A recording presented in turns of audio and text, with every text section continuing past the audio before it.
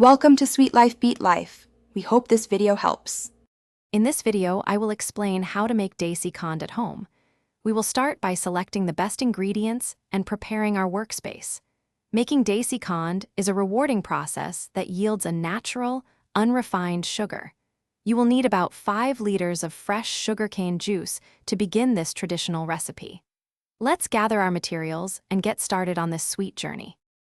Once your juice is in the pot, begin heating it slowly. As the juice warms, impurities will rise to the top, forming a layer of foam. It is crucial to continuously skim this off using a ladle or fine mesh strainer. This step, repeated several times, ensures a clean and pure final product. Continue boiling until the volume reduces by about 1/4. Now the boiling continues and the liquid will start to thicken considerably. You are aiming for a dense, syrupy consistency, similar to thick molasses.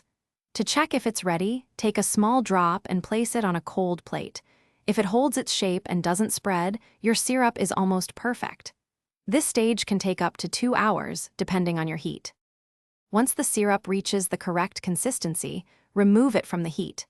Allow it to cool for about 5 to 10 minutes, then begin stirring it continuously and vigorously. This constant agitation is key to forming the granular texture of Desi Khand.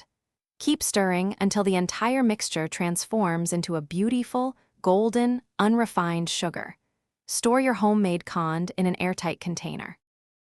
Thanks for watching. Consider subscribing if we helped you.